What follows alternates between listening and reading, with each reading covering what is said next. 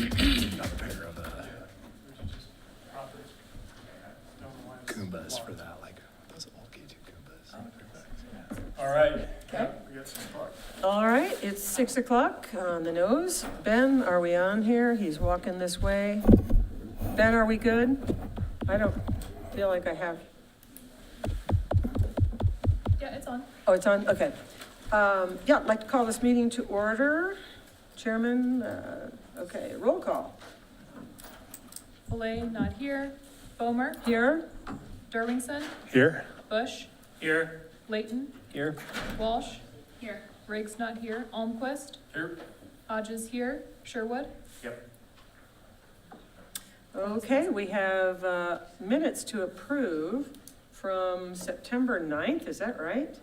20 22nd. It's been a little while. Wow, since we've done a September regular 9th, meeting. 2025. I think the 22nd. I move to approve the minutes of September 22nd, 2025. September 22nd, Let's put- is that right? Approved minutes of September 9 is what I have. Is the 22nd really right? Am I getting? I don't know, I've got right here. Before we get a second, let's make sure the date's right. September 9 is what I see. That's what I have too. Am I looking at the wrong thing? Possibly. Let me All check right, that. I Let me move to check. approve the minutes of either. The September minutes? Yeah. The packet I have says September 9th, unless that was changed. The packet I have says the And the 22nd. packet you have says the 22nd. Where do you see 22nd on I feel the? like it is the Well, 22nd. The Yeah, 22nd? we have the 22nd. In the up minutes. at the top. That was the meeting. Because we had approved. the That was what we minutes of approved on that September meeting. At that September 22nd meeting. Do we need to amend the motion to correct the date to September 22nd? Yeah, Go for well, it, Kenny. well, I think you said, That's a little you above said the my- 22nd. Dan said the 22nd, Oh, so we okay. just need a Second. second. Okay, It's the 22nd. Yeah. okay, and that's what we got. Okay, so the second was Derwingson. Thank you. All those in favor? Aye. Aye. Opposed? Okay, are there any citizens here unscheduled that would like to speak about something that is not on our agenda? Now I got action there. Okay, seeing none, we'll open the public hearing for the downtown street patio for Topo Coffee. We have proof of publication, I assume. And that would be Tommy.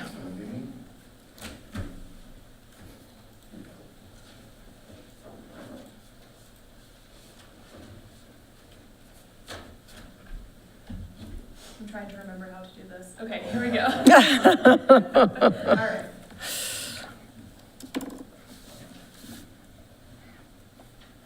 Go ahead. No full screen, that's what we're getting? Okay, got it. Here to discuss the conditional use permit for a downtown street patio in front of Topo, Coffee by Topo. The next slide, please. So note we're doing this under the old land use code because it came in before December 22nd. The applicant is Katie from Topo here. The business is zoned C2, Central Business District, and they're requesting a downtown street patio. So here it is. It was previously owned by Here's the Scoop, so it's sitting there at the moment. I believe they used it all of last summer under a private agreement between the owner of Here's the Scoop and Topo, but they just have to move it in front of their actual business for it to be a legal street patio. Apologize for all the text, but they recommend the conditions for approval. Responsible for moving the snow. They can't use it after 9 p.m. on weekdays, 10 p.m. on weekends. They do on a yearly basis, they have to submit a updated agreement and pay the $576, and they have to pay an encroachment permit of $750 a year or $5,000. $750 for 10 years, or a one-time fee of $5,000 to use that parking space. They have to leave 5 feet of clear space on the sidewalk, and The agreement will be good for a solid year.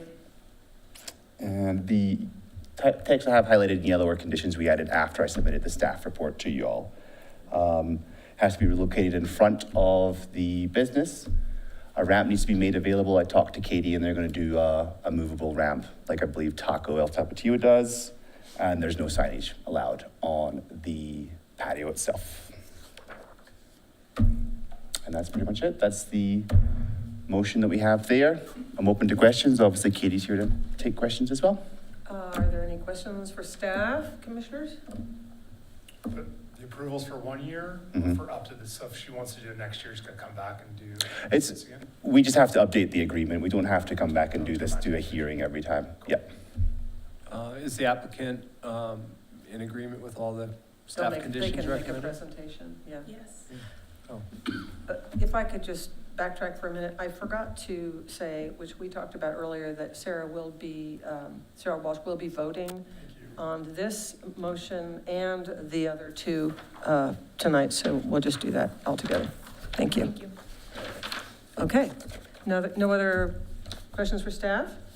Does the applicant wish to make a presentation or have a comment or speak to us or bring us coffee or? Yeah, maybe at 6 a.m. 6 a.m., right. So you don't have anything further to add? No, that was pretty inclusive. Okay. We'll make the move and get all that taken care of Okay. quickly. Do you commissioners have any questions for the applicant? Okay. All right, then, is there anyone here to speak about this in the audience? Is there anyone here to speak about this online?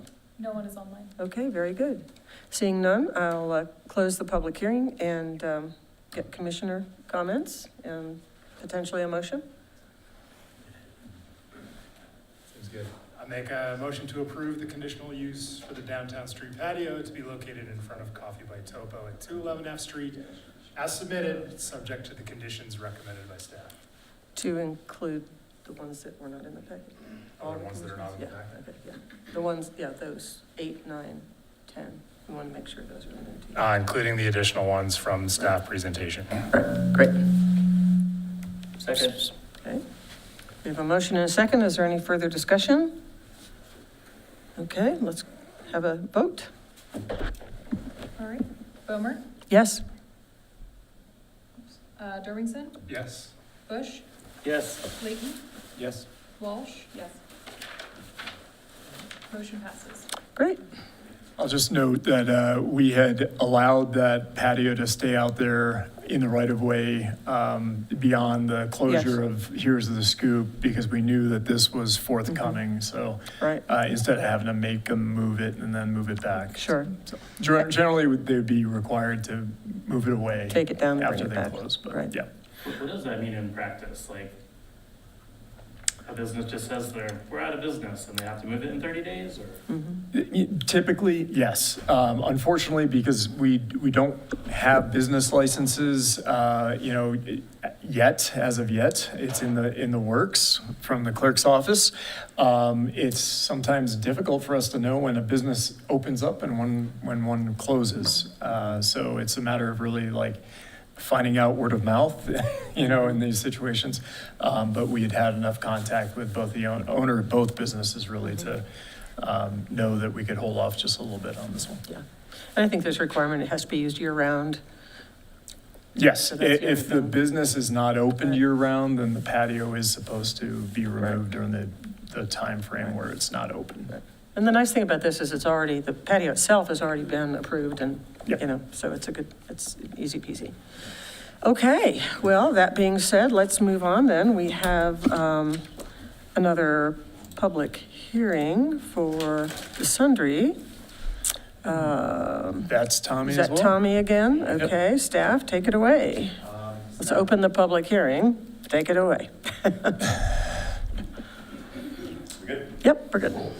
Application for the creative sign for the Sundry. Cheers, Katie. So just general information, again, this is under the old land use code because I got it before the 22nd of December last year. Under the new code, the Art Commission is going to deal with creative signs in the downtown, so it won't be you guys anymore. The applicant is the Sundry LLC, and I have Nathan Young, Dylan Gross, Sarah Whittington here to represent them. It's zoned C2 in the Central Business District, again, under the old zoning map. And they're requesting a creative sign permit for a marquee sign. And so all noticing was complete, as is required. The fees have been paid, and we're currently having a public hearing now.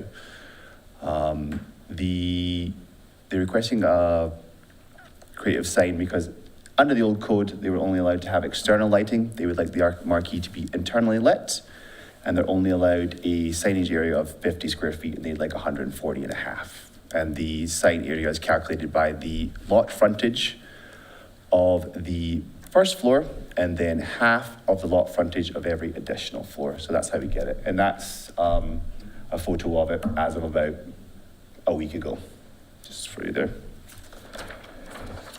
And so I'm going to do it a little different. I'm going to have them come up halfway through my presentation, but we'll just go through the standards we're going to review against. So you cannot approve a creative sign if any of these are present. It will cause a significant adverse impact to any adjacent properties, creates a dangerous condition, or distracts from any important architectural, natural, or historic features of the building or the neighborhood there. And to get a creative sign permit, the design standards must be met, must have a substantial aesthetic improvement on the site, utilize and or enhance architectural or historic features of the building, provide strong artistic character through the imaginative use of design, graphics, color, or texture, and a creative sign can be approved if there's in rare situations where the topography, the landscape or something would block, a traditional sign. And at this point, I'm going to ask Nathan to come up and talk about, the vision for it. My friend, your slides are loaded up. Yeah. Hi, I'm Dylan, not Nathan. That's all right, no worries. I just wanted to kind of quickly walk you through like the design concept, how we arrived at it, the things we considered initially. So we have a couple pictures of historic downtown Salida where you'll see a lot of these vertical signs with very large lettering. We kind of tried to match our size to some of those existing letters. If you go back 1, 2, we've got the unique sign, which was previously immediately next door, had the marquee sign, had neon lighting, internal lighting. To some degree, with our concept, we're trying to bring back what was lost when the Unique Theater and Salida Opera House went away. Obviously, a more modernized version of that, and just giving you a couple visuals of the existing and kind of falling apart Storyville sign next to that former Unique Theater. You'll kind of also see on the front too, these buildings were plastered over at some point in time. Our neighboring building was the same, as a huge tan wall of plaster. They brought back the brick. We intend to do that as well. We'll kind of restore the facade of the building, strengthen it structurally so that it can hold this sign, and add the marquee to it as well. And if you, we looked at a lot of marquees from around the country to kind of find inspiration from historic downtown Salida time frame. That Fox Theater one being a really good example of something we liked, but we're trying to match this type of concept here and also mirror, like I showed, some of that historic downtown Salida signage. So if you go to the next one, this is our actual concept here. So it has the vertical, what we kind of refer to as a blade sign that shows the Sundry. Those letters are internally lit, and then there's also a LED lighting that wraps around that sign, kind of to replicate neon, but a more modernized, controlled version of that.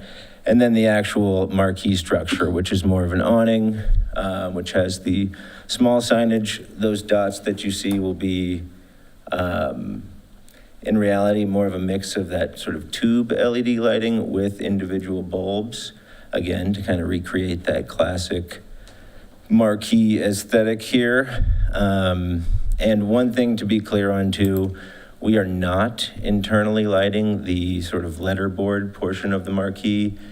I think that would be kind of a huge amount of light blasting out. We don't want to impact the street in that way, so we're trying to keep that accent lighting to a minimum, maintain the ability to shut it off late in the evening as well, so anyone who is staying above the building is not kind of getting light coming in their windows all hours of the night as well. And yeah, if you can see the actual dimensions in there, that marquee will run pretty much across the entire frontage. We were limited in the size by the original rules. As he said, we're going quite a bit over the typical square footage, and that's largely just because a marquee is going to be large if it's going to have the amount of lettering that we want it to have to display the movies that we'll have, as well as the concerts that we'll have. And yeah, I think a marquee is kind of essential for this very, very specific use for the building. I also think we're somewhat limited by the narrowness of our facade, which is not terribly representative of the size of the building, which expands out and up in the rear.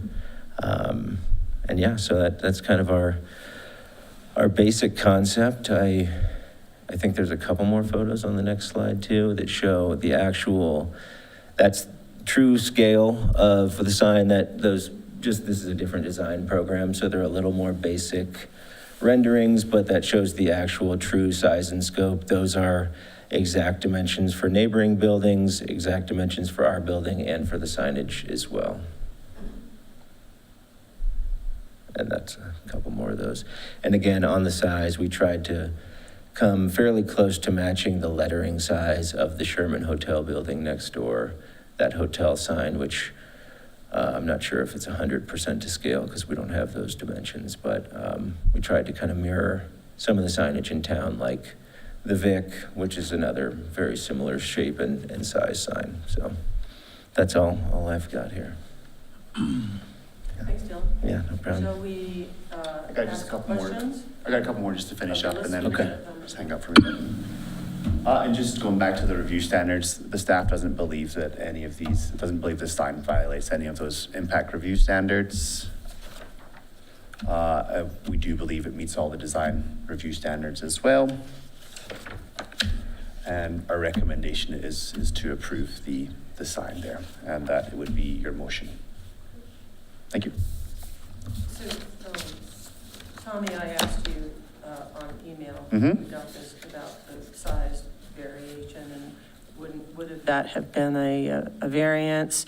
And your answer was quite adequate and complete, and now that we know that it would be the Art Commission in the future, that the creative sign code actually sort of over allows us to have that flexibility. Yeah, indeed. I mean, I think you could make an argument that it is technically a variance, but it's a very, very specific type of variance that the code allows for this creative signs. Thank you, and thank you for that information. Thank you. Okay, so the applicant has already made the presentation. Sarah, do you have anything to add, or the other applicants, anybody? Okay. Do you guys have any questions for the applicant, since Dylan came up and already gave his presentation? No? Okay, seeing that, we'll close. the I have one, actually. I want, just Yes. for clarification, because Yes. this is the first I had heard of it. You were talking, Dylan, about the lighting around the blade portion of it. Is that intended to be moving in any way? No. It'll be static lighting? Microphone or just... Yeah, if you could come up to it, yeah, that'd be great. Yes. All of the lighting is intended to be static. We don't want any sort of moving, flashing lights. The individual bulbs will stay static as well. And yeah, so that will be basically a narrow tube that, similar to that unique sign that you saw an example of before that had kind of the wraparound tube neon lighting. Yeah, just kind of replicating that same type of old style marquee with a border line around it. Okay. And then just a side question, you mentioned that there's no internal lighting for the rest of the marquee underneath the lettering. Will the lettering still be visible, in your opinion, at night, so you can still read it when? Yeah, so I think so. Basically, our goal, ultimately, earlier in the day is when people are actually going to see that marquee signage and when it's actually going to direct them to the show. These shows are not going to start late in the evening. We don't intend to be in a place that operates super late into the night with, 9, 10 p.m. start times. So we think it's going to be adequate to have kind of that wraparound bulb and tube lighting in that marquee. We may put a little border around it if we feel it's absolutely necessary to kind of highlight that specific section of the sign. But we have no intention of kind of putting additional internal lighting in there, aside from the sundry lettering on that vertical sign, which will have internal lighting. It was more of a curiosity question. I mean, if it ever became a real need, you could always, the code does allow for external lighting that you could attach to it to downcast it onto Yeah, it. exactly, Yep. yeah. Okay. I think that'll be something that we kind of, once this concept comes to life and we can see how these individual lights perform in the daylight versus early evening at different times of the year. But obviously, we'd have to consult you guys about some of those changes. So. Yeah, I asked about the rotating or moving lights because that's one of those that are called out as not allowed. But this would be the process in which if you were going to do it, you would be requesting it. So I wanted to Yeah, call that to exactly. And I think that is something that it's one from a traffic distraction perspective. I think moving lights are something that are harder to justify, but also it's just not part of the aesthetic. We want it to be sort of simple, classy design that, again, mirrors those historic signs that were in the town before, and not do too much with it, basically. So how does this affect the dark sky? I mean, have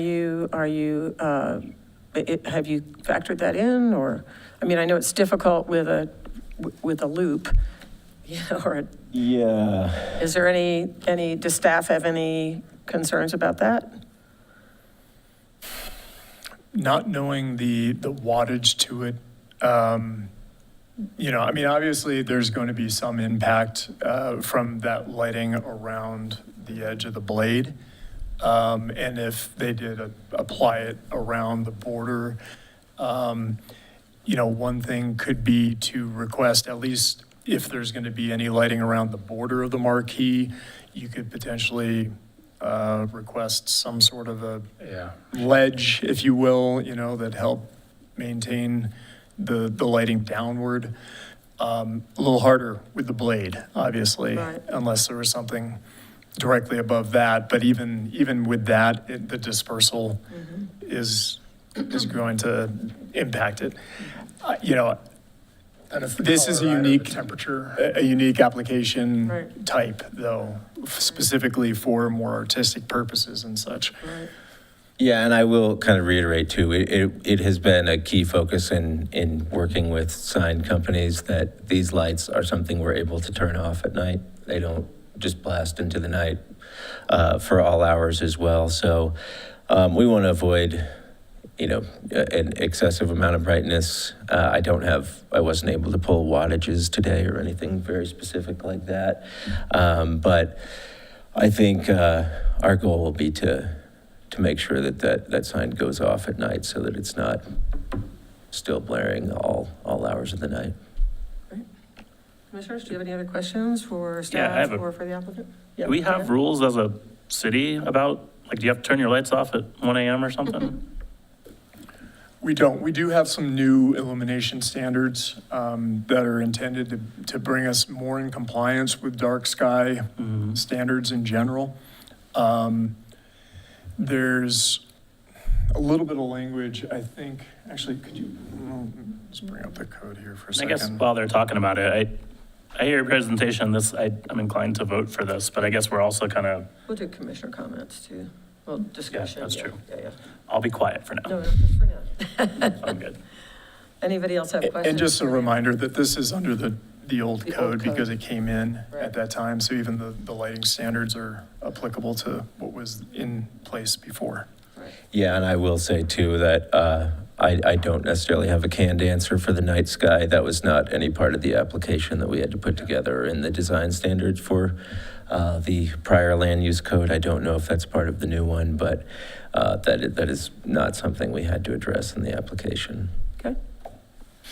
Thank you so much. All Yeah, right, thank you. we'll, I think you had one comment. oh, do as you want well. to, do you have a, yep, I'm Nathan Young. yep, hi Nathan. I just wanted to add to the question about the tube stuff. The full intent is for it to look like the neon. Mhm. So that would be similar in theory, we'd have to obviously see it, but to the Vic and a couple of the others, I think possibly the Monarch Shop, Benson's, there's a couple. Mhm. Yeah. So that is the intent there. The other thing I really wanted to mention is it's very possible, I think it's still dimmable if we choose to do so. Oh, okay. So I kind of feel like we may need to go that route so we don't have to design, try it out, spend that money. We might Yeah. just have to go with dimmable and then play with that. That makes sense. Just a thought though, but Nope, since that it's makes all sense. LED, it would be dimmable. Yep. Thank you. Okay, all right, with that said, there's no one else from the public that wants to speak to this? Okay, I will close the public hearing and hear commissioner comments. Now, Dan. You're on. I don't think I have anything, I mean, I think this is a nice idea. I think it could, if it's well executed, it'd look really nice. That's kind of all I have to say. Yeah, good. Stop putting me on the spot. No, you were, because you were speaking before I I took you know. off the spot. Yeah, I agree with Dan. I think Yeah. it looks awesome. I think it adds to downtown and it's gonna look cool. Sarah? I mean, I agreed. I think my only, something for us to think about is that, things like illumination standards and lighting should be thought about in the same framework as other planning things like density, whereas like there might be areas of town that are more appropriate for higher lighting, like the downtown core. So that's not what we're voting on because it's not part of the code, so that's not. But just in general, as we think about things like lighting, like it should be thought about in the same framework as like, where is it appropriate to have that, a brighter light versus Yep. not. Kenny? I, excuse me, agree with all the comments. Well, entertain a motion if anybody's ready. Where's our cheat Hey, sheet? let's not shy. I make a motion to approve the creative sign permit application for a marquee sign to be located at the Sundry 135 West First Street as submitted. Second? Second. Oh, we got a tie. Give it to Dan. Okay. Ready to vote? Vote, no other discussion. We'll go ahead and go to vote. All right, Bomer, Yes. Derwingson, Yes. Bush, Yes. Layton, Yes. Walsh. Yes. Motion passes. Okay, great. Thanks, y'all. It's fun to Yep. see the you, guys. Yeah. demolition. and- Yeah, and I will add that, Forward I to think it. it's really cool to have the tip of the hat to the old theater signs. I just feel like that's kind of who we are, and any effort that we can, it's my personal opinion, I don't speak for the commission on this, but any effort we can make to restore some of the old look and feel and character of our city goes a long way in promoting everything that we want, including tourism. So anyway, thank you Yeah. for all the work and effort. You guys. I will note that the land use code actually does have a section that talks about all lighting, except for residential and security lighting, should be turned off between the hours of 11 at night and 6 p.m. unless the business is in operation during those hours. So if you could adhere to that, that'd be fantastic. I say that in a questioning way because I recognize there's a lot of places around town that do not, but we haven't really begun or tried to enforce that as of yet. As we move down the line to try to become more of a dark sky community, though, we're going to be asking for more and more of that compliance. Yeah. I look forward to you leading by example. Yeah. Yeah, exactly. All right, thank you so much. Thank you all. Okay. So, updates, do we have updates? I think we'll do new business. New first, right? business? Yeah, Okay, we don't have any unfinished business, I don't suppose. correct. Okay, so new business then would be the discussion on short-term rental caps. And I think, Bill, you promised us information on this. I did, and I am coming through with that information. Okay.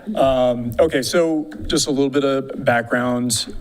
City Council has requested recommendations from this body as they consider other changes to the short-term rental code, which is primarily housed within Chapter 6 that the clerk's office primarily oversees. And so we have brought to you all today the portions that they specifically had asked for your recommendation on, which has to do primarily with the caps and the process by which we implement those.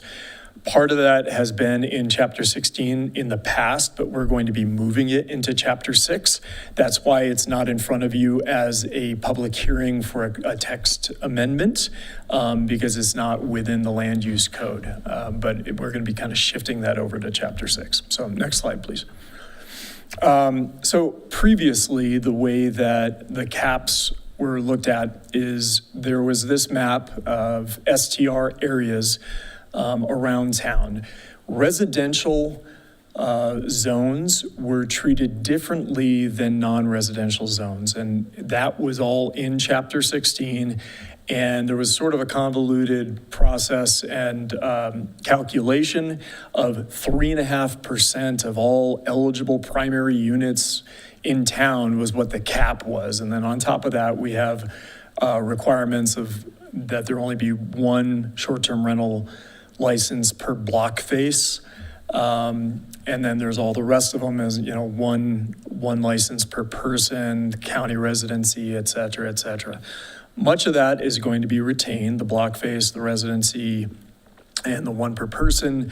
But we are looking at some changes, not only to the residential, but also to those non-residential areas. There were 4 of those.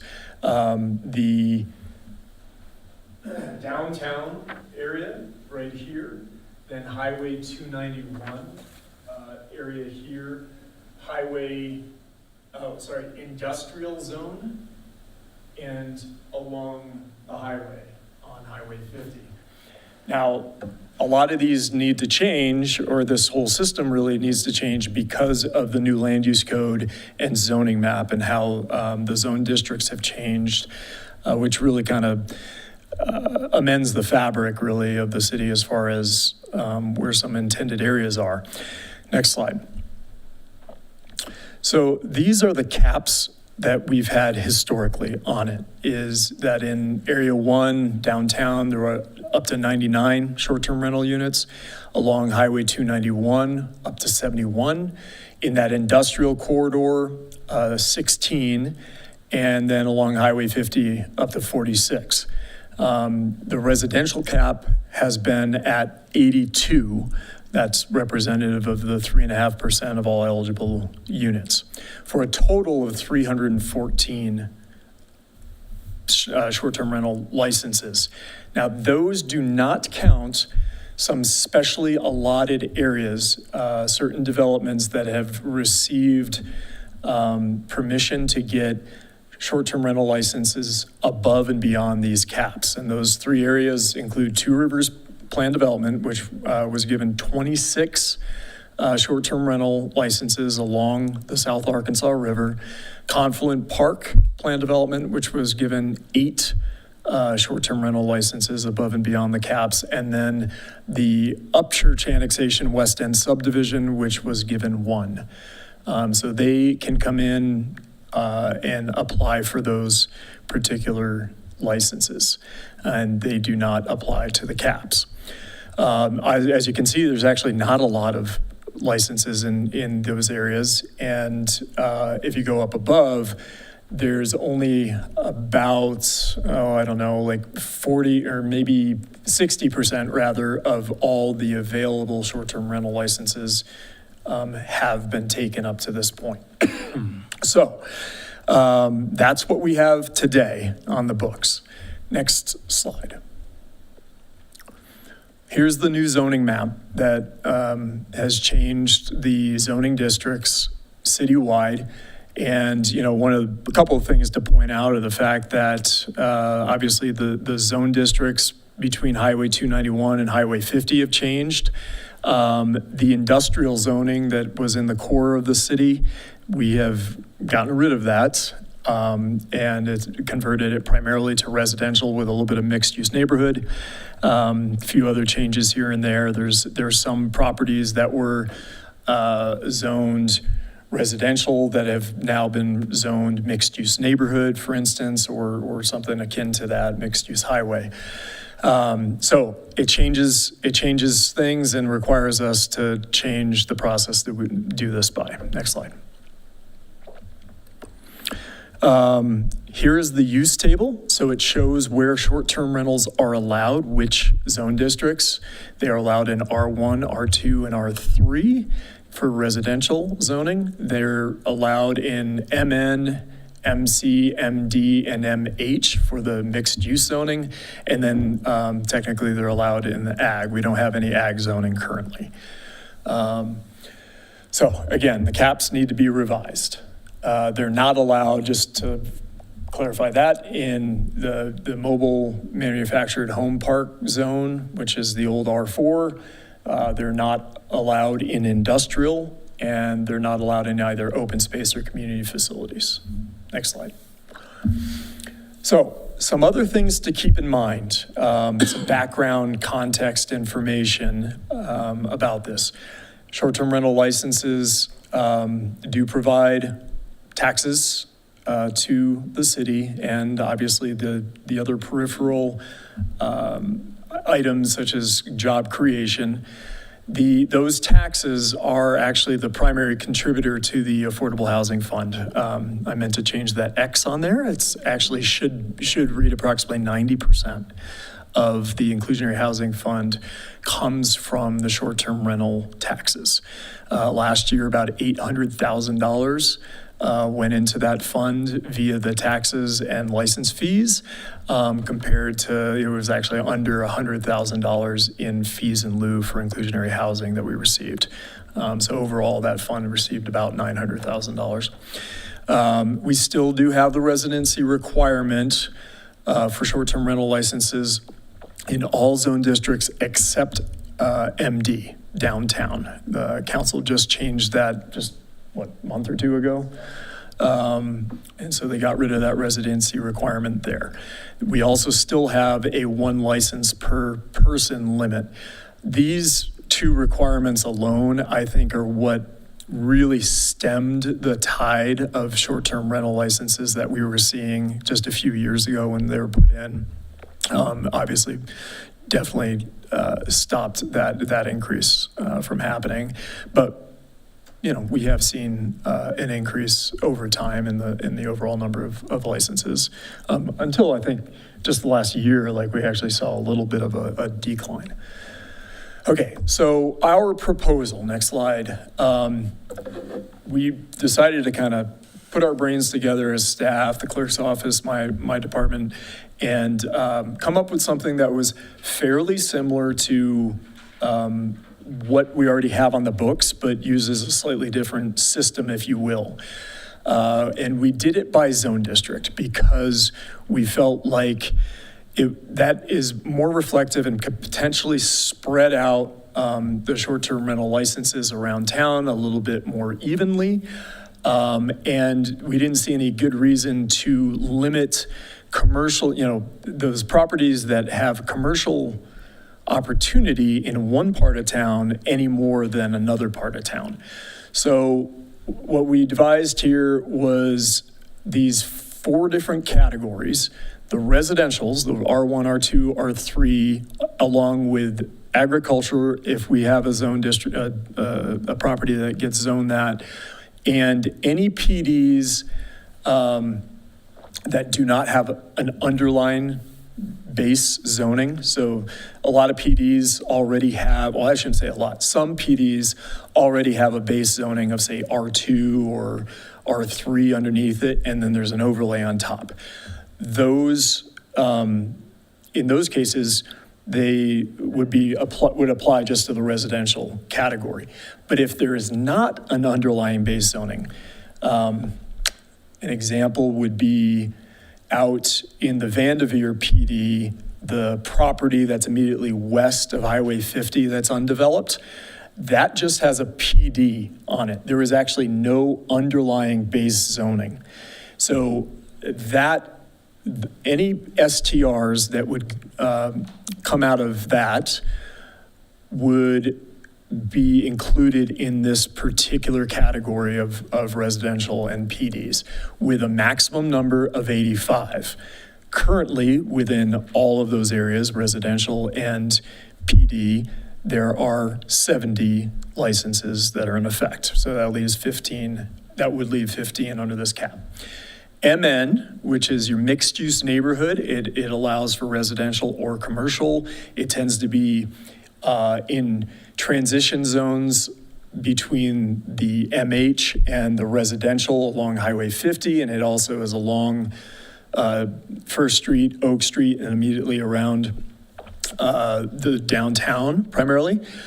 That is proposed to have 75, and there are currently 47 within that zone district, leaving 28.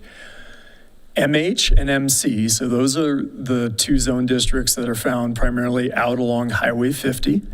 There's only one MC property currently, that is Two Rivers Commons. All the rest of them are MH. That is proposed at 50 short-term rental licenses. There are only currently 7 licenses out there right now, although I do believe with the one development, the Mayfly, they are looking at acquiring some licenses as those units sell. And then the last one is MD. This one we haven't changed from the C2. C2 allows 99, MD would allow 99. There's only currently 54 licenses within there right now. So again, the same numbers. There's 60% of all the short-term rental licenses are taken at this point, and everything else would stay the same when it comes to those specially allotted areas. These do not count towards anything above. They're special unto themselves. I have a question, if you guys don't mind.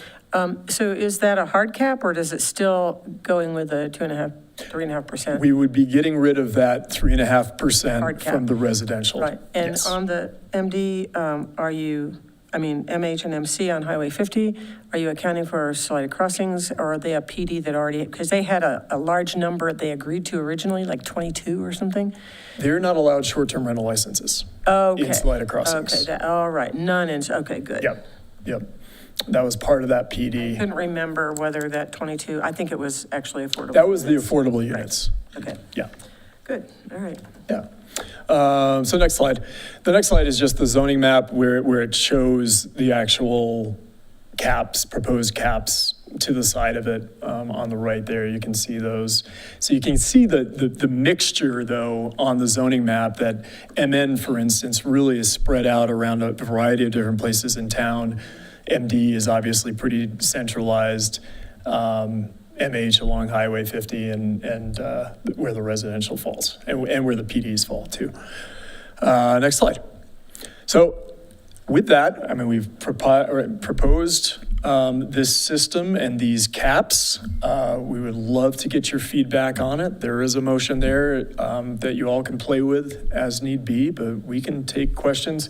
Christy is obviously here from the clerk's office. First time we've seen her around these parts in a while. No, we missed you. We used to see you over there. Yeah. I have a question. Yeah. Those special allotments, do we still do those, or was that like a relic of, Do we, it's a case by like, case. it just seems like an exception. It is an exception. It is. Like, It is an Which exception. seems like something we try not to do. It's negotiated as a PD. and It's part it's the one of those negotiated process. negotiations that have come up. The That's my last question. one. Are we going to do it again? Maybe.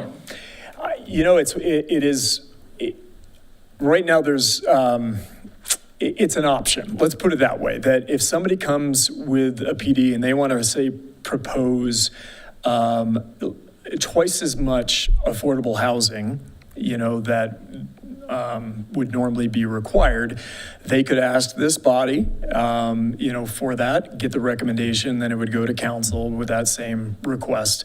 And it would ultimately be up to council to approve that, just as they have in these 3 cases. cases.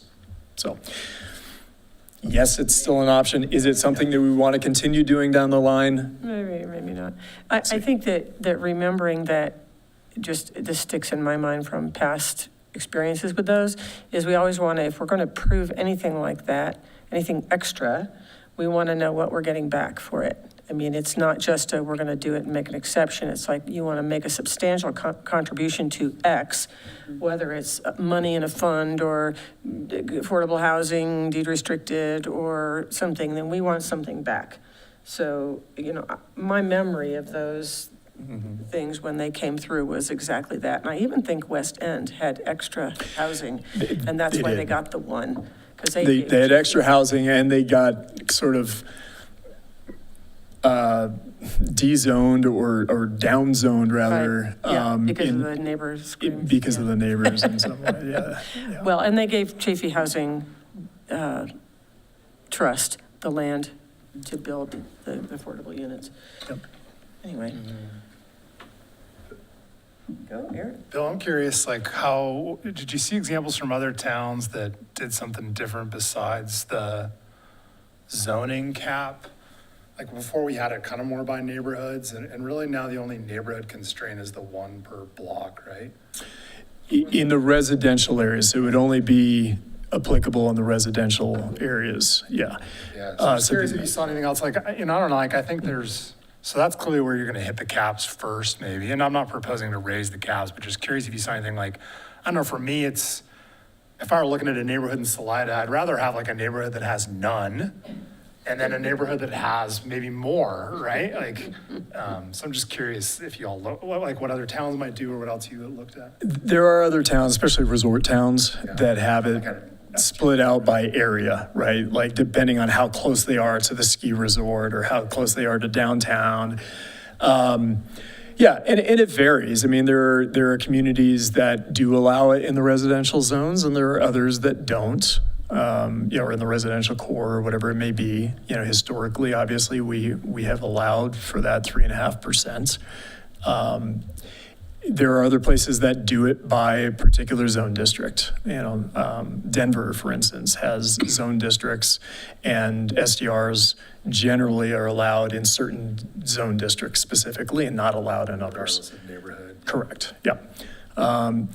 So it varies, you know, it's kind of personal preference really for the community.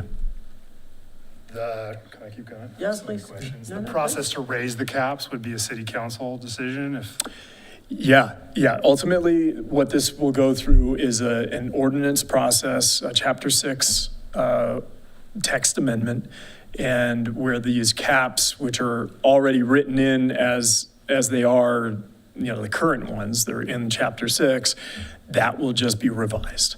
And it is a public hearing, so people will be able to weigh in on that. And as an ordinance, it would be effective after 30 days, you know, once approved. same if they wanted to lower the cap. Correct. Yep, one way or the other. What did the folks that came a while back commenting about the tax, like the STR organization, did they reach out at all? Did they have any comments on this? I mean, their concern has been primarily, as I recall, around the residency requirements. That's their biggest concern because it limits the pool considerably. I don't think we've heard too much about the caps. Which is still the requirement, right? Just to be clear, residents? Everywhere except for the MD districts, right downtown, And also the one per block, that's, Just residential. just in the residential area. Just the R1, Yeah. 2, 3, I think you said? Yep, and it would apply, I think in this case, we would apply it to the PD's, street segment issue would be applied there too, yeah. Yeah. It's anything, I feel like I'm rusty. It's anything under 30 days, right? That's our definition of an Yes. STR. 30 days or less. Yeah. So I think, if I might, were you done? I'm done, yeah. For- For now.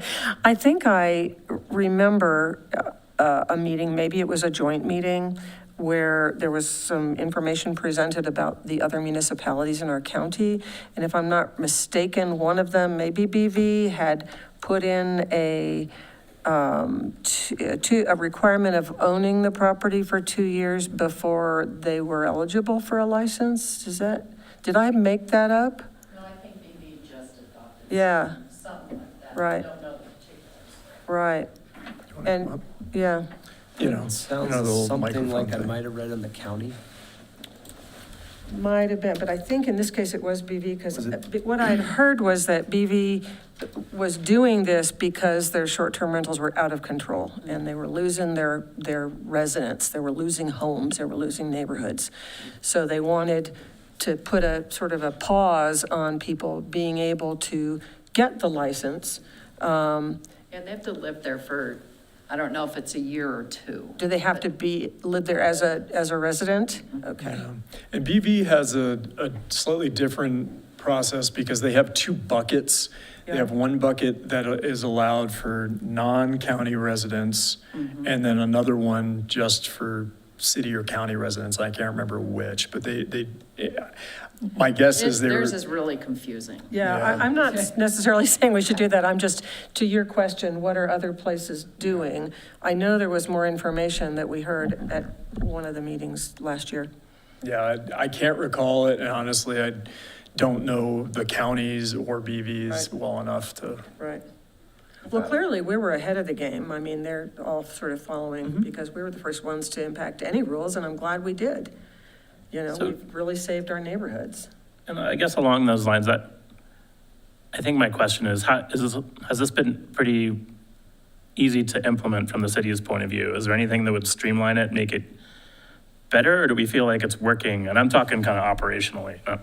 The caps or? Yeah, like, I don't know how you verify that people live here, like all that. It sounds like the system is set up and It is. it works. Yeah, they sign affidavits, they show 2 forms of ID, driver's license, registration, that they live within the county. So we verify that at the time of application. And we have a system, they have a system Yeah. called lodging revs, right? Or Muni revs. Muni revs Yeah. that helps to verify everything, put it all together, and it even goes as far as going out onto the web to, if you're still doing that, to like search for potentially illegal STRs. They're supposed to be doing that. I'm not sure that they are And they're currently. supposed to be putting their license number on the ad Yes. up front on Airbnb and VRBO. That was part of our discussion way back when we first started it. So it would be easier to identify the ones that weren't legal. Who's next? I guess I just feel like we have plenty of licenses still left. It seems to be working. Like, I haven't heard anyone really complain. Like, there's the occasional rowdy house and that kind of thing. I don't know what others think. That can happen with anybody. I also feel like the narrative for people who aren't in the know is actually that it's like really hard to get a license. Yeah. That's like, I think, the word on the street. Well, it is hard. If you're in a residential zone, isn't it once a year? You can Yeah. only apply it. That is a struggle, and it's a struggle for our office too. So what we're looking at when we update Chapter 6 with the caps and everything is possibly going to, if you come in and you have a house in the residential zone and want to short-term rent it, as long as you can meet all the standards and you're none on that block face, then you can apply at any time. And then your renewal will become a year right after that. Because right now, we get bogged down in June. Sure. With all of the short-term rentals. That makes sense. And they're Yeah. not transferable. I think I They're not. read something somewhere where, but they have never been transferable. If the house sells, the license does not go with them. They have to re-up when they're able. Right. It sort of seems like the bigger governing factor is the taxes and the permitting and not really the caps. And I think Right. that. Residency requirements. Residency requirements. And so I'm really, personally, I'm, Discussion? huh? Is this discussion? This is discussion. We've moved into discussion. Well, yeah, Okay. would you like to discuss? Well, no, at some point. but- No, this isn't really a public hearing, so we can Okay. discuss at will. Okay. Yeah. Would you like to? No, continue. I just want to say I'm glad that, you know, I favor the no residency in the MD. I think that was the right thing to do. If we're going to have someone from out of state or whatever come in, that's where we want them. We want to encourage those, and there's plenty, it looks like. I am very happy to see that the that the other requirements of the block face and the other things in the residential and that are going to stay where they are. But I'm okay with that cap. I think it's pretty close to what we've had before, and we're not using it now. So the other ones I think is fine. I think that when the STR owners came before council a couple times recently, I think their concern was more the fees and the residency. And we've addressed the residency. We've opened up a slot for that so that we've taken that off. Whether council decides that they want to change it or not, that's their decision, not ours. But I do want to say, I think that the dip this year is just generally the general economy. I don't think it has anything to do with the fact that we're charging whatever X dollar fee. When we travel and stay in a short-term rental,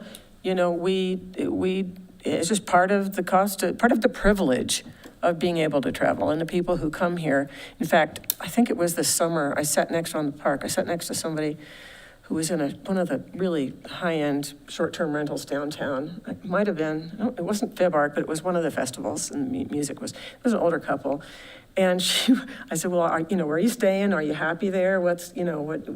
Oh yeah, everything was great. We like more space. So we rented a 3-bedroom or something for these 2 people. There was no question about whether it was onerous or not. So, I respect and, sort of empathize with the short-term owners trying to make a living with their businesses. But at the same time, I do think that there's so many other factors this year that have caused a decline in tourism throughout our city and it's not just here. It's all over the country. You just check any municipality that you want to, and it's all down. The difference here is that we rely on the sales tax. That's the difference. That's why we're feeling it more than the others, I think. I'll get off my soapbox now. Who else has a comment or a question? I'll attempt my my soapbox. Okay. I've thought a lot about this. I think just being in real estate, I think one of the things we miss is, other communities, especially tourist-based communities, one of the things I've seen that seems to work is like more of a red light, green light approach. I think the STRs have been kind of lumped as all bad or all good. And when I look at them, I'm like, I think there's certain areas of town where we should just have STRs available. We want people to visit Salida. That's essentially what we did in the MD, or council did, I guess, is how I see that. Yeah. And at the same time, I'm not thrilled about them in residential areas. That's personally, I think it's okay to be we want to, protect our housing inventory in those areas for residents or people that are going to use that for long-term lodging, rentals or ownership. And so I think the caps, I would, if I had my suggestion, it would just be keep the caps in place or freeze them in residential areas, get rid of them in the other areas. Because that's where I think we want to encourage that type of activity. And in terms of all the things you can do in a commercial or mixed-use zone, I think an STR fits within that umbrella of commercial activity. So I don't see why you would limit it in those areas. So that's kind of primarily my thoughts on it. Yeah, I hear you. I think what I look at when I consider those things is the MN, specifically, I think it is the MN, the mixed-use neighborhood. That's the pink on the map, right? Yeah. And that is part of the, where it used to be the overlay, the 291 overlay, and some other places. And there are a lot of neighborhoods within that zone. So, I would be concerned about the MN. Are you talking Highway 50? I'm talking about the pink. 291, Oh, okay, yeah. Right. Yeah. Right. Because a lot of those are residential neighborhoods. So I don't think opening that up to just generally having a short-term rental field day in those areas. I mean, I would favor, I mean, I would not be personally opposed to taking the cap off of the MD. Yeah, and Somebody screamed. I mean, that's the most dense downtown corridor that we have, right? The old C2 is the MD. And so if we were going to do something like that, that would be, now, I don't know how many properties, residential properties even exist in that zone. I mean, I know that in the residential, when we did the 3.5%, there were a lot of residential properties. So 85 is not that many in residential, Kenny. Right. Compared to the total. Right, And if it's a hard cap now, not an ever increasing 3.5% of everything new that comes in, which when you add Vanderveer, that would be a big deal. So it kind of achieves some of that, sort of a middle road. But I agree with you. I think that we should encourage them in the most dense commercial areas, but I don't really like the idea of doing it in the pink because there's a lot of residents there. I could see that. I mean, I guess the other areas I would say would be like the Highway 50 corridor. The red. And then maybe the, can we go back to like the MHMC? Yeah. If you have the Mayfly and they put out 25 units, and I don't know where they're at right now, but I think they're a hotel right now. But if they transition to, if they transition to 25 STRs, that eats up, Right.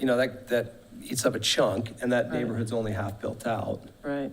That's also a prime location where I think you could have STRs. It's a localized. Can you put the map back up for me, Kristen? So we're talking about specifically the dark blue where the Mayfly is Right going to there. go. yeah. Right. And so what is the underline, that is a MH? MC, right. And then Right. where is We've it? combined. MH Mixed and MC. commercial. Where's Right. MH? MH is all the. All the red. All the red, Basically. The highway. Basically Highway 50. Okay. right.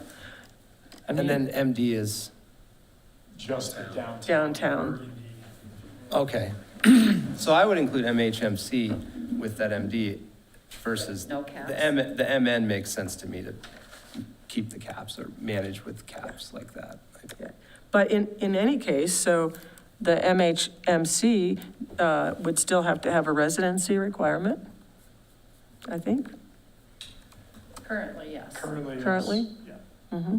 Unless that were to, Well, how many MCs are there? They're not very there's many. only one MC. Is that the only one? Commons is the only, Well- because that one, if you recall, was zone C2. Yeah, I same as remember. downtown. Yeah. And so, but MC is anticipated to rezone in areas like around this intersection, this one and this one, over the long term.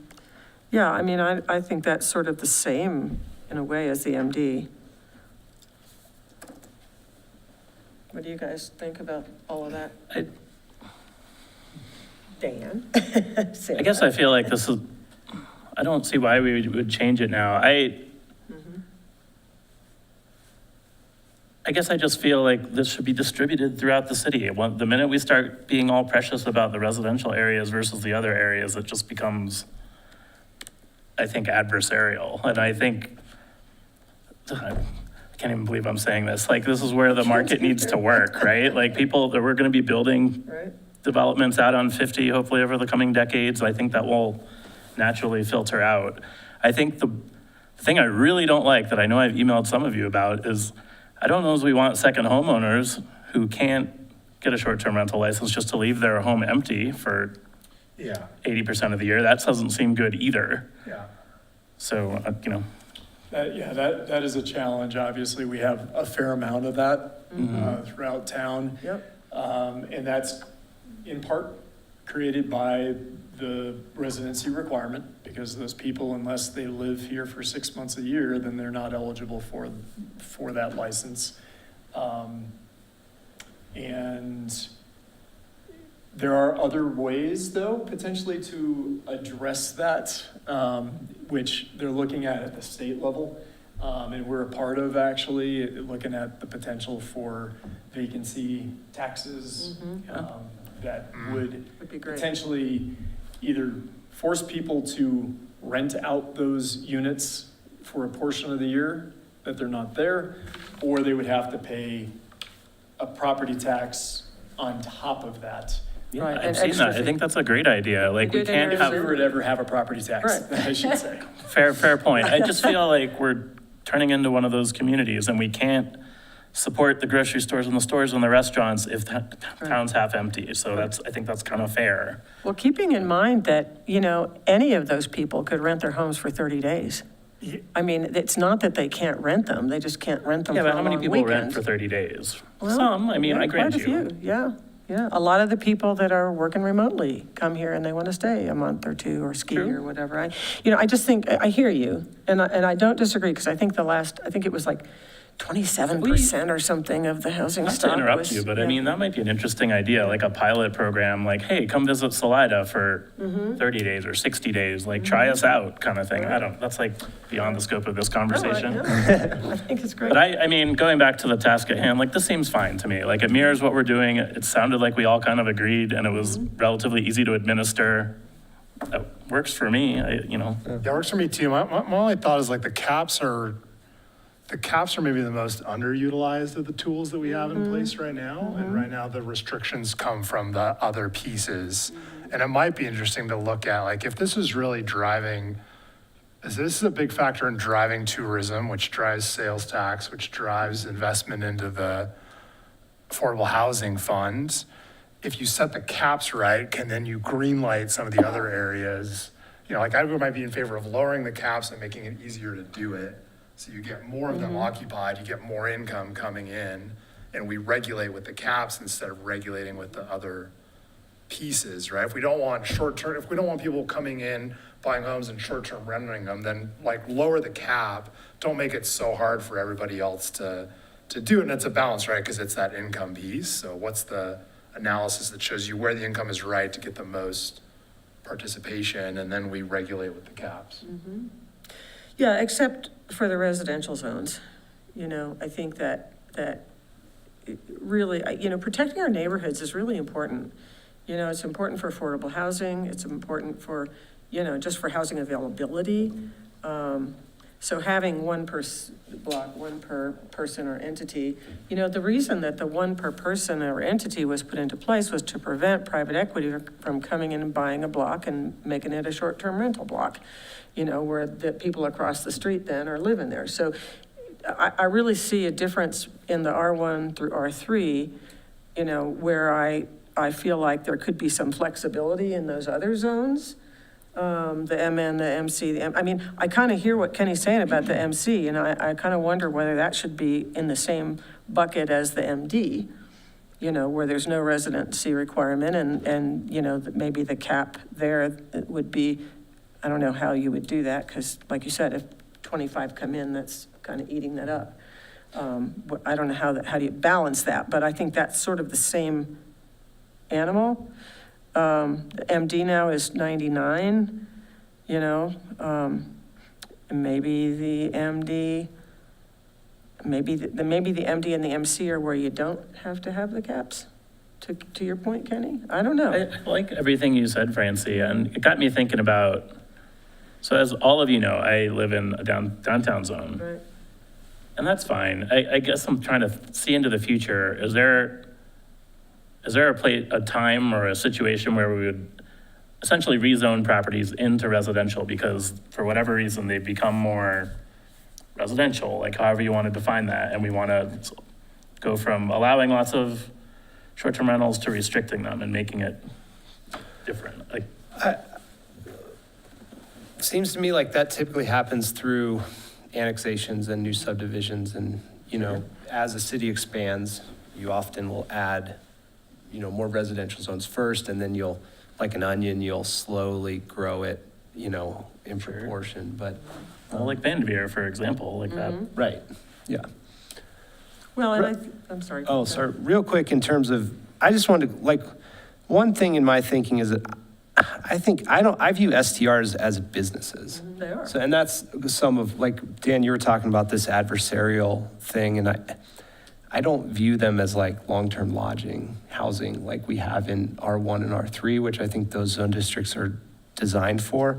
And so that's what kind of informs a lot of where I'm, like, why I'm saying reduce caps in certain areas and others. Like, I think those are businesses that fall under a business use like other businesses, you know? And then there's a conversation about where that's an appropriate business or not. Yeah. Like, I think we're trying to be sensitive here. I guess I just get a little touchy when we start, frankly, being NIMBYs about it. Like, oh, residential's so precious, we can't do anything. We got to put the short-term rentals in downtown for all of them to deal with. Like, you know, we're a town of 6,000 people. We all live pretty Right. close together. So I just, Well, I think the whole conversation originally, going way back to when we first imposed these caps, which was what, 2016 or something, was the idea of not being NIMBY about it, but we had a lot of input about people living in a residential zone, wanting that zone to be residential, not wanting that zone to be commercial, because we have other zones that are commercial, you know, and mixed now. And yeah, all I guess these I just, things. not to Yeah. interrupt, but to some extent, it's all arbitrary, right? Like, you Right. live in what you feel is a residential zone, and the fact is, across the street might be, I don't know, MC or something Right. like. Well, if you look at the map, Yeah, but all you of the choose yellow that. is residential. All of that and the orange, all of that is either R1, R2, R3, Mm-hmm. well, the white, the yellow, the orange. So we're not talking about a little piece of property, we're talking about, you know, the people who live in our town, not the people who come to visit. You know, I think it's, if somebody has a property and they want to short-term rent it, they own it, they want to have a little extra money. I've known people like that. They go live in their ADU while they're short-term renting the house, you know, to make ends meet. So, I mean, there's a little bit of that as well. But I just feel like when you look at the core commercial district where the businesses are, to me, that's what drives having a more lenient policy there than in a neighborhood where people are raising their kids. Yeah, and I don't actually think we're disagreeing here. I don't either. I just think, like, in a town of 6,000 people, like, Right. the lines are not that black and That's white. It all right. kind of. It's a pretty small place, right? Is there still the 180-day limit? No. No, we got rid of that, so Right. folks in the They can do residential much as area can do it all year long. But they haven't been, is the thing, right? Do we know that? That's actually good. Do we have stats on that? We don't. Oh, I thought you did, no? On the 185? I remember Like on- asking on if- about it like a couple of people were years max- ago, and there weren't that many who rented it out That more than much. 180 days. Right, that's what I'm frankly. saying. I Yeah. think that group came with some good data. It would be great to encourage them to continue, like, if the city's not collecting it, could they collect it for us? So the way we figure out how many days they have get is some help. off of their occupational Yeah. lodging taxes. Right, Right, So we could pull those stats. right, okay. right. I mean, to the point though, where I think you actually are all more or less agreeing, there's some nuances there though, but it seems like maintaining the rules within the residential areas is a bit of that happy medium, because you can still do some short-term rentals, but Right. it gets spread out naturally because of the one per block face and because of the cap, and frankly, because of the residency requirements and one per Right. person Yeah. requirements. Agreed. And I Which, think that's which a good is thing. quite a bit more restrictive than downtown, Mm-hmm. you know, where there's now no residency requirement and a larger cap. Mm-hmm. One thing that we actually have been talking about even today was the potential, at least in the MC, not necessarily in the MH, but in the MC, of proposing to council to remove the residency requirement from that. I would, and that's the same as MD, right? It's more or less. It's kind of like, yeah, you're almost like you're creating mini downtowns in you these would nodal areas. treat it- MCs are the centers at the intersections, Yeah, right? Yeah. And the blue It would- in Two Rivers. The only one we have is Two Rivers Commons. Right. But others could potentially rezone to Right. MC in the Holman, future. G, and whatever. Right. Yeah, at Holman, at New Street, and then at the hubs. confluence of 50 Right. and 2. That sounds, Yeah, I would favor that. I mean, I really think the MCs and the MDs are kind of the same thing. And the MDs don't have a residency requirement, so take it off of the MC. That would be fine with me. What do you guys think? yeah, I mean, off the cuff, Yeah? but I mean, it seems like the same animal, right? It's in a business zone. So Yeah, I why? mean, that's But it doesn't get was to- initially You said it earlier, it was initially the same zoning as downtown. It was. Right. You changed it like. Right. Because it I don't- just didn't yeah. make sense, because it said like. whatever, Downtown C2, core or downtown something. core, yeah, Right. yeah, Yeah, so you made it its own thing, but then Right. they reduced the residency requirements in the MD. I'm trying to familiarize with I know. myself. Correct, yeah, But then they didn't do it in the Correct. MC. Yeah. yeah. yeah. And but would you keep the cap at 50?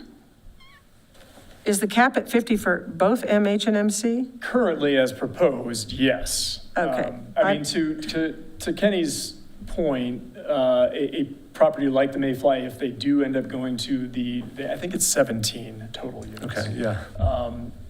That, if they do that, and all of them do become short-term rentals, that eats into that overall cap a bit, but it still leaves some, because I think we only have 4 or 5 out there right now out of 50.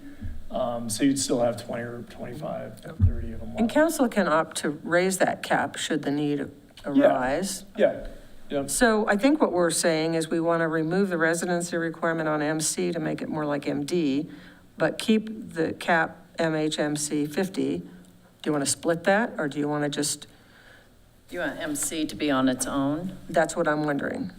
Yeah, I had a question. Why would you keep a cap in MH? I mean, I just picture MH as like gas stations, hotels, and, and the hot spring pool. Yeah, the reason we did it was because we only have the one property that is, or one area that is MC. And if we do get other properties that rezone to MC, you basically might have to like adjust that cap every time you have a rezone. Whereas if you would just spread it out along MH and MC together, you may not have to update it quite as much. Yeah, you could just update. Okay, so MH is mainly the highway, right? Yeah, yeah. Do we want to have a cap on the highway? I wouldn't get rid of a cap. You can Okay. always raise it, Yep, you know? You can Just never, you asking. can never put it back. just asking. Yeah. Okay, Well, I guess just to get to MH and MC real quick, the whole point of MC is as a city, we want to concentrate some development and build some nodes of activity, right? Like, that's kind of a vision that we decided to go for. Yeah, like more So walkable why would we, areas. in it these just seems spots. like we should distinguish between, just keep that in mind, I guess. between the two? MC and? Yeah, not necessarily with short-term rentals, but just remember why those two zones are there. right? Yes, I agree. So are we okay with the other, like, let's just go through the list real quick, just to To go kind of back wrap to it that. around. So residential zones, 1, 2, and 3, ag and the PDs that were already given the extra, right?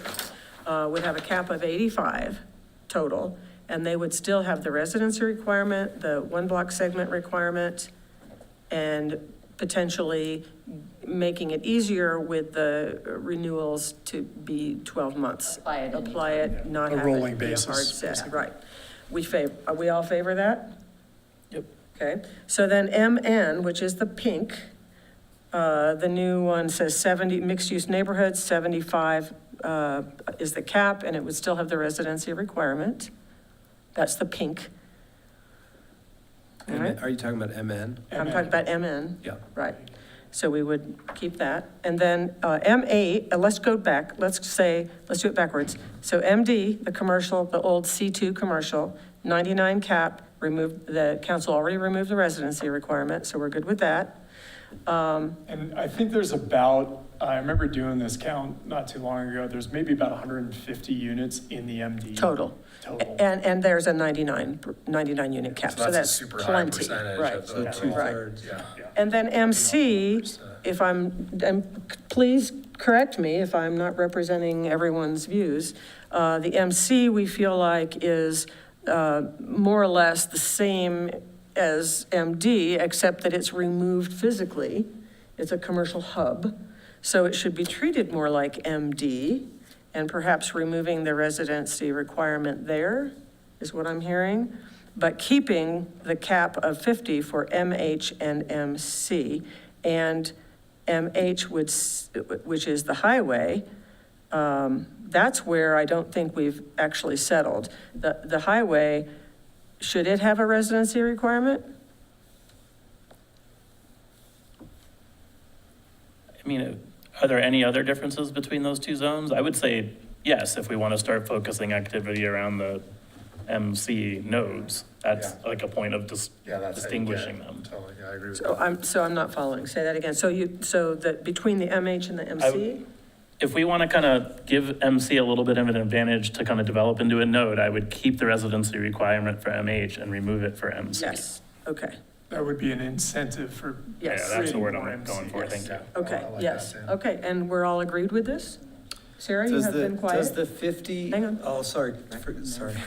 Does the 50 apply to MH and And MC MC. completely total? Yeah, So, but again, it can be Probably raised. raise it a little bit, Yeah. but. Well, it could be, but there's not that much coming up online right now on that, so, it could be negotiated or, yeah. so I'm trying to understand too, are you suggesting the only change to this chart is that MC remove residency? Is that the only change to this chart? Yes, So Well, and the residency isn't in this This section of the chapter, code. right, No. right, Out of your lane. right. So Bill and I were just talking, we are going to have a joint work session February 2nd. And I think the first thing that we're going to talk about is some of the STR requirements. And residency will be one, because I actually brought it up for the MC to possibly remove the residency. And I have a meeting with Nina next Tuesday to go over all of this. But then we want to talk to you all and city council Right, while we're all in the same room about some of the requirements. right. Well, would it be possible, though, to share with city council what our views are on this? Because that's what they asked us to do, even though residency may not be in our And lane. at that meeting too, are you going to be, I should be here. Okay. Yeah, we But have- I'm just saying that when you present this to them. Oh, yes. Please note also that we wanted the residency requirement removed from MC and that we like the requirements in our, I think it's good advance notice for them. Sarah, I'm sorry, Dan, I'd like to hear from Sarah. I think the reason I've been quiet is that it feels like all of this discussion is really sort of hypothetical. Like, we're Siri, talking about. stop. It happens a lot with Sarah. I'm very used to it. Not the first or last time that will happen. Oh, my God. It's just like, we're talking about sort of lifting caps on things where like we've never even reached the cap. Like, it all feels very hypothetical to me, and I think you kind of mentioned this. You're like, well, it's kind of working. Like, I don't hear a ton of grumbling about it. We've set boundaries that haven't been pushed past. Like, it seems, so I think all of this discussion, like, it's right, like, we need to be thinking ahead, but it also just feels extremely, like, hypothetical right now. Well, I think when we first started this, we were really close to the caps, that 3.5%. Yeah. We had like we 6 We left actually maxed out at some Yeah, point and yeah. had wait lists and stuff Right. on So the residential. on residential. So the lowering of the numbers has just been this year with all this crazy economic trouble. But I hear you. Yeah, that's all, You know. yeah. What is, to both of your points, what's the point of this discussion? Just to have the discussion and report back to council? Yeah, it's really, we've proposed how to adjust our system based off of the new zoning map and based off of the new land use code. We wanted to get your feedback on that. It sounds like everybody's, We just have feels one pretty change. good about that, Yeah. basing it off of the zone district specifically. And apply these caps and get your feel on Right. that. Well, and I think we had to have the discussion has to be had because the map has changed. Right, So exactly. our residents, our chart, our old chart does not match the map now, so. And I guess another way of looking at this, like, we can put this discussion to bed as far as I'm concerned. At the end of the day, will we be okay if we increase our short-term rentals by whatever that is, 80% or something? Sure. If we maxed out? Yeah. If the answer is yes, like, Yeah. okay. I think it would be. Because I still don't see those numbers as being onerous. I think they're high where they need to be high, like an MD. And I think they're doing enough to protect the neighborhoods. MN is that sort of transitional zone that we want to sort of look at really carefully because there's a lot of people that live there. These caps still represent less than 10% of all units So it's in kind the of city. total units in the Right. city. Yeah, and as a reminder, you're not allowed to STR an ADU. Right? You're not allowed to STR apartment units in an apartment building. And then there's a few other developments, including some upcoming new developments, Salida Crossings, South Arc Neighborhood. Those are places you're not going to be allowed to have STRs as well. But you So could have them in a condo, You could have them in a condo, not a yes. rental apartment, right? Correct. So if I can ask, I think we're settled then on just the one change for MC, taking the residency requirement out of MC? That's not part of this discussion. It's Well, not, but it's we something wanna that we can. promote, we want to can say that that's share. the point. We want to say you that support this, we yes. support that. Yeah. And so I would entertain a motion. Let me give this a shot. I move to recommend City Council approve the citywide short-term rental STR caps as proposed by staff, as well as encourage City Council to remove the residency requirement in MC. Did I get that right? Yes. Just a second. Take that? Yeah, that's good. Second. Is there a second? There we go. All right. Kristen, roll call? Okay, All right, Bomer, yes. Derwingson, Yes. Bush, Yes. Layton, Yes. Walsh. Motion passes.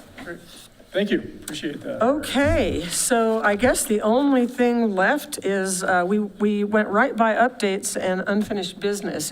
Are there any updates or unfinished business? And then I do have a Couple commissioner updates. comment at the end. If you don't mind, I would like to go first. Apologies on the Zoom. It's been several months since we've had this meeting, and we've had to run this meeting. So I was muted for the first minute or so. To correct the record, we do have Bomer, Derwingson, Bush, Layton, Walsh, Almquist, Hodges, and Sherwood in attendance. And the approval of the minutes, it was amended to September 22nd, 2025 minutes. And motion was by Bush and second by Derwingson and approved unanimously. Great. Thank you. Thank you. Yeah, so we actually jumped the gun a little bit, but would like to, so we have a meeting on the 26th, a regular meeting. We'll be just transparency. We're bringing the 5H zoning back to y'all. That was repealed by council, so there's a new zoning request you'll get to see. That'll be fun. And Always That's at 6, right? It's not at work session. 6, yep, on the 26th. I can't remember. What are you bringing back? Just to rezone it, and we have to argue about it again? Well, we don't have to argue, we just have to, he's going to bring a zone to us, and we're going to say if we want it or not. It was the one with the referendum. Oh, I know. Yeah. Oh, yeah, turf lawn. Yeah, and then we have another code amendment that references back to a new state law that we need to get in front of you all as well.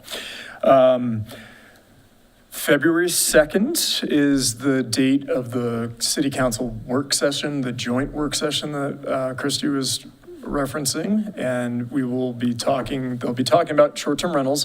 We will be bringing the results of this particular discussion to them. There will be other things discussed at that point, and you can feel free, as you would at any other joint work session, to weigh in as particular points come up. And that would be at 5 o'clock on the 2nd. Yeah, Okay, no, second. actually, It's Groundhog Day. no, that is 6 PM. That one's 6 PM. 6 p.m.? Yeah, because that's the work Oh, right, session, the and then work the next session. day is Okay, great. Okay, 6 also the p.m. regular Got it. meeting. It's only at 5 PM and If when we it's- have to combine them because Sure. of a holiday. Got it. Okay. And then also, this group right here will be doing a presentation to council primarily, but for you all as well, regarding all the work that we do. It's an opportunity, something that we're doing every month with the new council is a different department gives an overview of all the things that go on behind the scenes that you may not know that we're involved in. And when what is that? Goes into it. Same night. Oh, So same that night. is Okay, that cool. work session. All the So- other departments are doing that too, or on the same night, or? No, it's just is community development that night. Finance did it last month. I believe administration did it the month good. before, and then moving Great. forward, all the rest of them, Public Works, Parks and Rec, et cetera. Yep. So, yeah, would love to have your involvement in that. TBD if we are going to have a February 10th meeting at this point. Okay.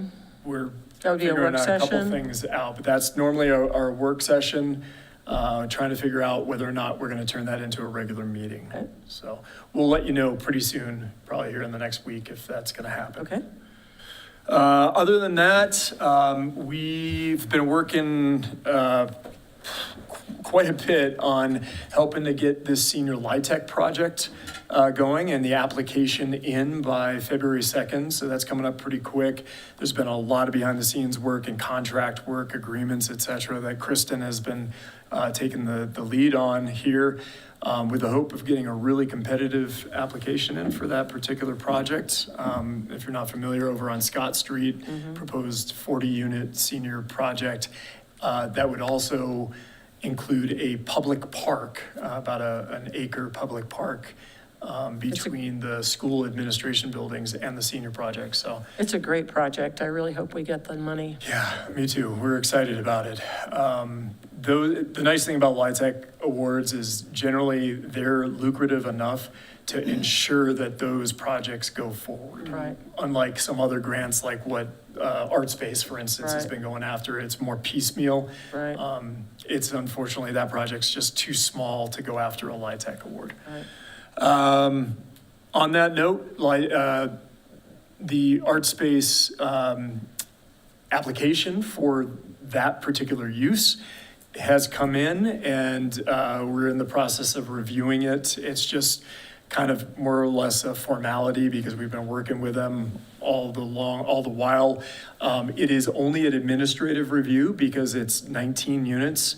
That is the upper threshold of that administrative review in that location. So we hope to have that fully reviewed by the end of this month, beginning of February. Do they have funding? So they received one grant last year for, I think it was $1.6 million from the state. And then they went after another big one, the MyTech, which is the middle income They housing. didn't get. And they did not receive that, but they were a finalist. And so they're fully intending on going back, have made a couple of little tweaks here and there that they hope are going to make them more competitive. And the application, I believe, is due in May, and they find out in June or July. Good, so there's something going on. That's Yeah. If good. they were to get that, does that all of a sudden mean? That probably would do it because then they become more or less eligible to apply for DOH gap funding. That could help really seal the deal for them, and they would know that probably by the end of the summer. Right. So, yeah, it's exciting, and hopefully they get it this time around. So. Planning commissioners. Oh, yeah, Planning Commission applicants. We have a number of interviews that we're setting up over the next week or two, still TBD a little bit. We hope to make appointments sometime in February. That, of course, has to go to City Council. And in all likelihood, because we have 2 open seats right now, we would make appointments, and then there would be the alternate appointments as well. So in all likelihood, we'll probably see 4 spots moving around, with that. And hopefully have a full board sometime mid to late February. That'd be great. Yep. And thank you, Francie, for putting together some interview questions. Do you like them? Yeah, I do. I need to look at them a little bit closer, but the first iteration, I thought those looked great. Are they, Council like, has. pretty cool. Yeah, it was like that. What's your favorite color? Right. What's your pulse? If you found yourself on an adventure with people Right. from Lord of the Rings, who would you bring with you, Right. No, and I think, Questions. yeah, I mean, I think that especially since we're going to have some additional authority, we've talked about this. I think it's really important to ask some kind of hard questions, and have an expectation that there would be at least a limited knowledge of what we do and how we do it, so. And council has acknowledged that as well and mentioned it at council meetings. So, yeah, we're adding a little bit of emphasis to it. Yep. Anything else from staff? Oh, yeah. Real quick, Kristen's going to walk through new website stuff and show you where you can find everything It hasn't changed too much, but there's a few. Is the new code on this now? Yes. Okay. 'cause Yep, so under community development, to find the new code, if you go to zoning and development, the new code is accessed via a button here or the document down here. Same thing with the zoning and address map. And then we have some other documents down here, mostly for reference material. And we decided to put the land use code rewrite. We're going to keep this up here for a little while, just for, for anyone who has questions about what kind of public outreach we did or access to the meetings that we had through the YouTube link down here. We're going to keep this up for a little while, but it's still here. We've also made some other updates. We've consolidated some of our affordable housing pages under just an affordable housing main page. So we do have a new senior housing project website. We have one for First and D that's been updated. Right.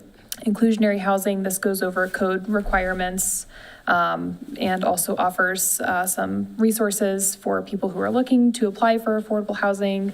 Access to CHA and CHT resources are on there as well. And then the South Arc neighborhood, which has also been updated. Right. So we've done a good amount of updating of these pages to make sure they're So stuff. going back, if somebody comes, if like a new, well, even me, but a new commissioner comes and wants to find the community development, when you pull up the city website, Yes. it's been a little wonky to find things. Yes. In my experience, how do you get to that page? The fastest way is doing business in zoning development. Oh, okay. Or if you want to go to our main department page, you can do that from the your government department's drop. So doing business, going to your page, and then you can get to the code. Yeah, this takes you directly to the code website, Good, actually. that's really good. Yeah. Okay, thanks. Any other questions about the website? Great. Since you brought up South Arc, obviously the infrastructure work has begun out there. They're basically grading out the roads. They're going to be putting in the sewer lines in the residential portion of it, and they're starting to do the big ditch that would actually cut through that area near the Green Gate, if you know where that is, off of CR 104. There's like a 24-foot differential between the residential area and the top of that at the Green Gate, and so there has to be a fairly big fall, and ditch built to go all the way down to meet up with the sanitary system and Highway 50, or on the other side of Highway 50. And that'll serve as a drainage as well, right? That's just for wastewater. Flood? Oh, that's just for waste. wastewater. Okay. The majority of the stormwater drainage is in the residential area itself with swales Okay. that will bring the water to the area in the middle where the spring is and the other wetlands, and it's all going to draw draw into there. The water is also going to be brought from Highway 50 down that pedestrian trail that goes between Pharisee Boys and the hotel. That's where the water's coming in. It's going to go underneath the river, just downstream of the pedestrian bridge, and it'll go all the way out to the residential area. It needs to loop back to Highway 50. If you've been out there, they just recently cut a big swath of trees that is north of the river behind the many storage units. That's the path that the water line has to take. There will be, in all likelihood, some restoration, replanting work done in there.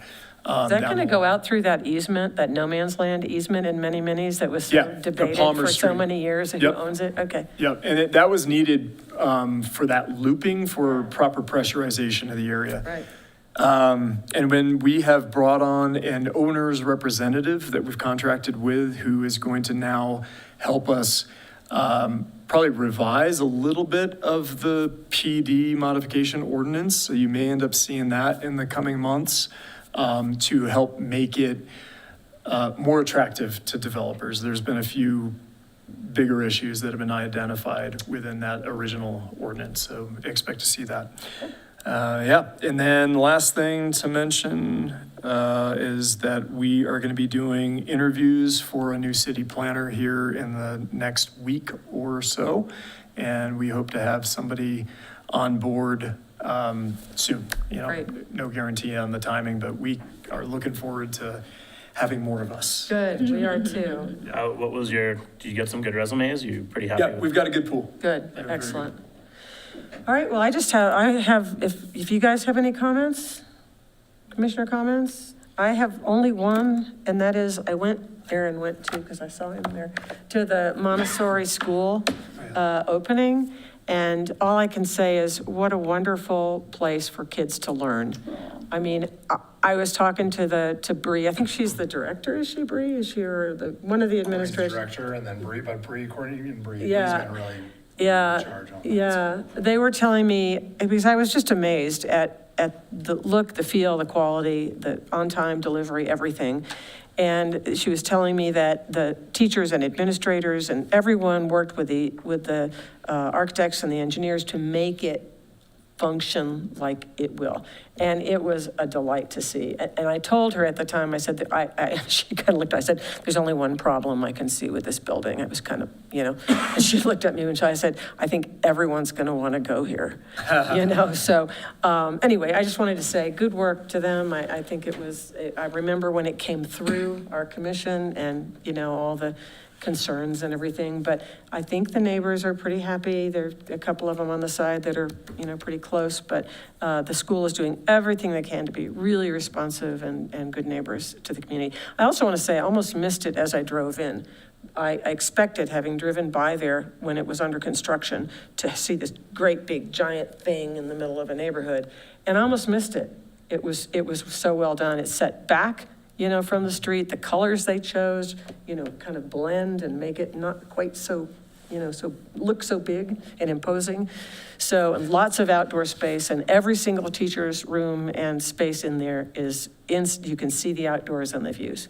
So lucky kids, lucky teachers, lucky us to have that school here. Anyway. Yeah, no, I'm glad you brought that up. I actually heard from Courtney today because I had reached out to her about the parking and circulation plan because that was my biggest concern. And I think they've done a very smart job. They're having staff park their cars over at the church just down the road. They've staggered the start side times by grade. And so not everybody's showing up at one time. Right. They have a crossing guard out there. Right. They've done a number of things that really help kind of ameliorate that particular situation. Good job, yeah. Yeah. It's a wonderful place. Yeah, that's great. So that leaves us with only one thing. Motion to adjourn? Second. Thank you. Everybody wants to stay. It's so much All in fun. favor? Aye. Aye. Aye. All right. Thank you all. Thank you, guys. Quiet room tonight, not next time. Not next time, right? Bring it back next time. What so do you I don't get put your- I here? think Why he is is. there I don't know. like a Y Don't or get too yes used or to that something? seat. Or a check? Oh, we will see. Yeah, I think it's like 750. Okay.